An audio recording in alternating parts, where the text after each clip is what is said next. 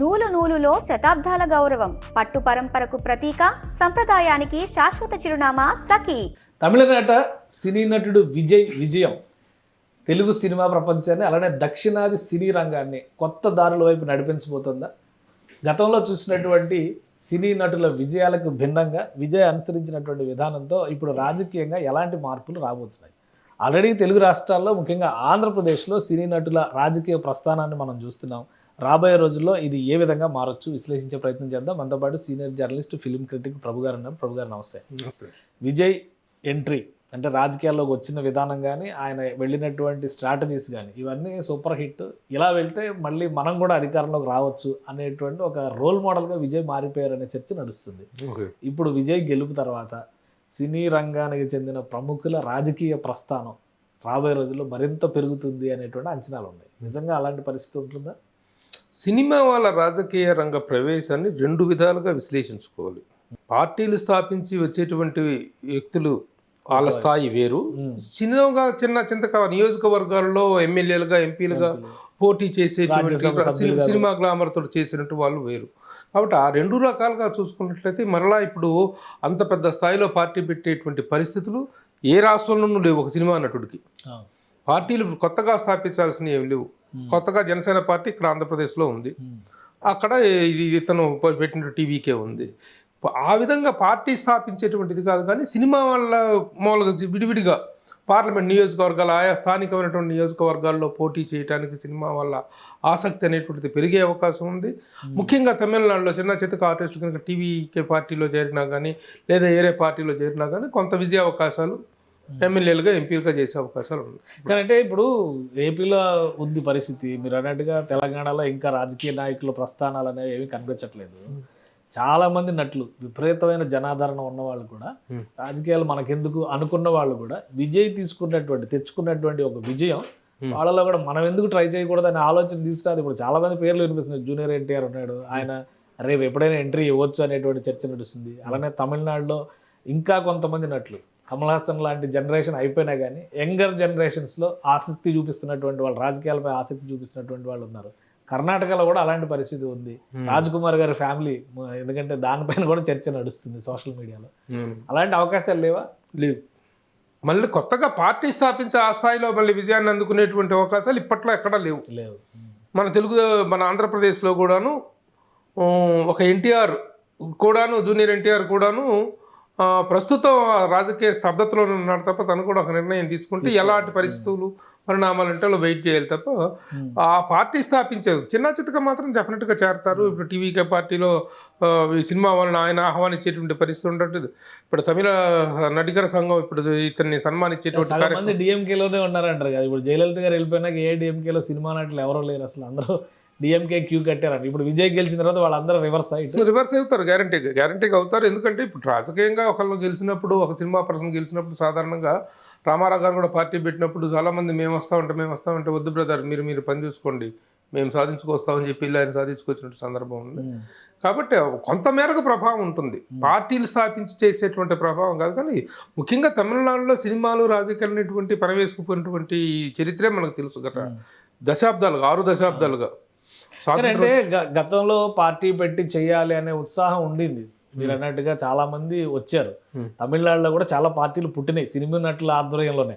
విజయకాంత్ గారి పార్టీ కానీ, కమల్ హాసన్ గారి పార్టీ కానీ, ఇంకా చాలా మంది ట్రై చేశారు.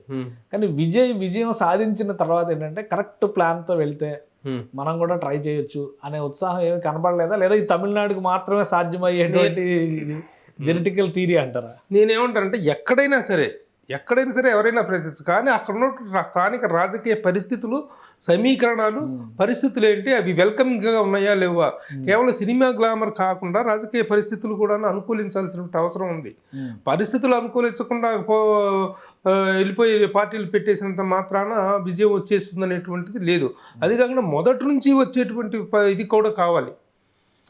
మొదటి నుంచి కూడాను ఆ రాజకీయపరమైన ఇప్పుడు కమల్ హాసన్ ఉన్నారు. కమల్ హాసన్ ఏవో చిన్న సేవా కార్యక్రమాలు చేసుకుంటూ వెళ్ళాడు తప్ప ఈ దళపతిలాగా రాజకీయపరమైనటువంటి ఒక ఎజెండాతోటి, విజయ దళపతిలాగా ఎజెండాతోటి అతనికి కొన్ని సంస్థలు కానీ, సేవా కార్యక్రమాలు కానీ చేసుకుంటూ వెళ్ళారు. కమల్ హాసన్లో ఇది మొదటి నుంచి లేదు.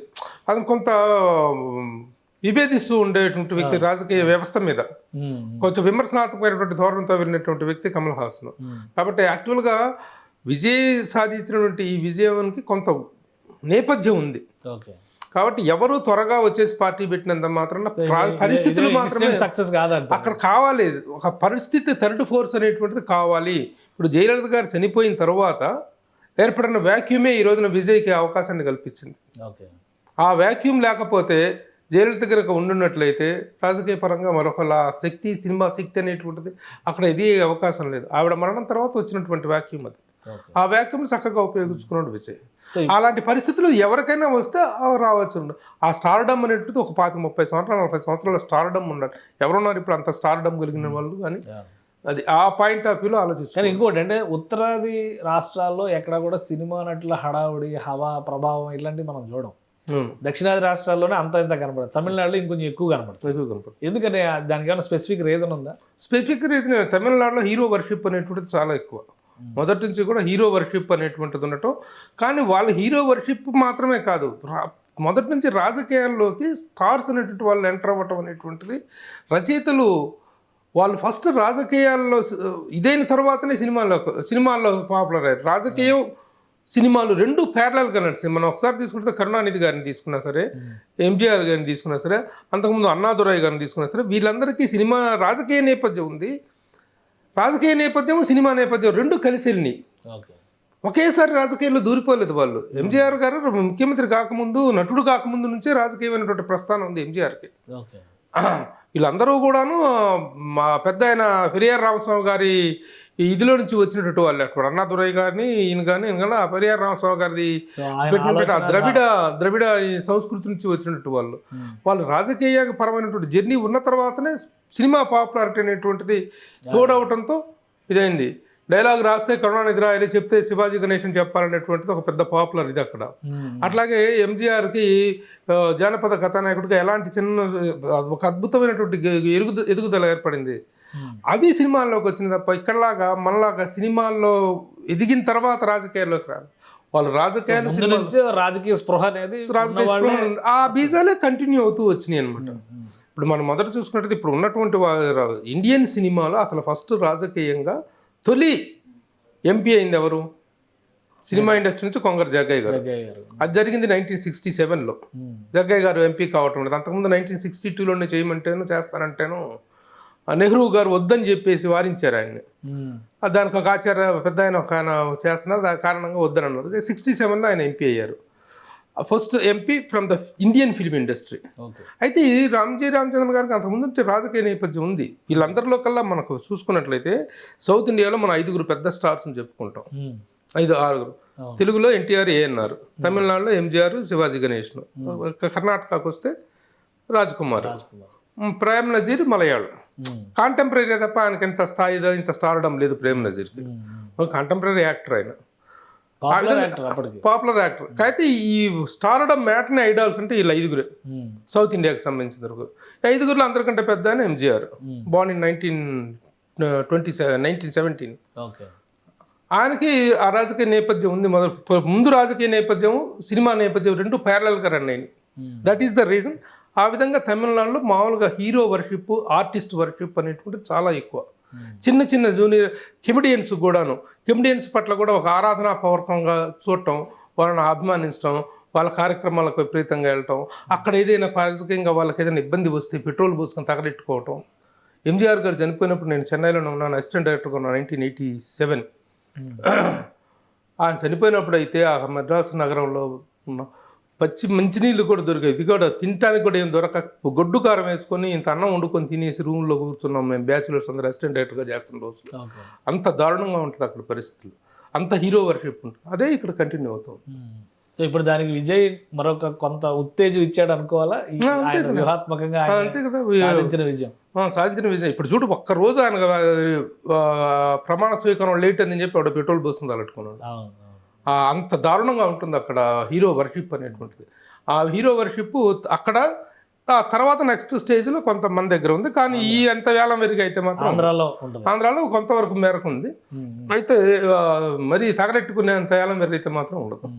ఇంక తర్వాత రాబోయే రోజుల్లో ఈ గెలుపుని చూసిన తర్వాత సినిమా వాళ్ళకి మాత్రం రాజకీయాల్లోకి రావాలని లేదా రాజకీయాలని ఒక లాంగ్ టర్మ్ ప్లాన్ కింద పెట్టుకోవాలనే ఆలోచన అయితే వస్తుంది. రావచ్చు రాకపోవచ్చు, అది పరిస్థితులను బట్టే ఉంటుంది తప్ప వద్దామని కళ్ళగానంత మాత్రం రారు.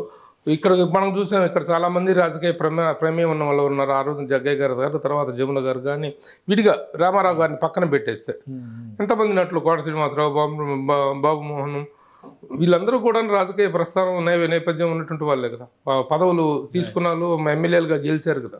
కానీ పార్టీ పెట్టేంత స్థాయిలో రావాలంటే ఇంకో తరం ఆగాలి. తరం ఆగాల్సిందే. పార్టీ పెట్టే స్థాయి రాజకీయ చైతన్యం, రాజకీయ విప్లవం వేరు, జనరల్గా స్థానికంగా నిలబెట్టనట్లుది వేరు. రైట్. థ్యాంక్ యూ ప్రభు గారు విశ్లేషణ అందించినందుకు. ఇది తమిళనాట విజయ్ సాధించినటువంటి విజయం ఖచ్చితంగా ఒక ఉత్ప్రేరకంగా మారుతుందని చెప్పని ప్రభు గారు అన్నారు. అలానే రాజకీయాల్లో రాణించాలనుకుంటే సినిమా రంగంలో ఉన్నా కానీ సామాజిక స్పృహ ఉన్నవాళ్ళు మాత్రమే రాజకీయాల్లో అడుగుపెట్టిన తర్వాత విజయం సాధించారని ఆయన విశ్లేషిస్తున్నారు. ఇది స్పెషల్ డిస్కషన్. Keep watching.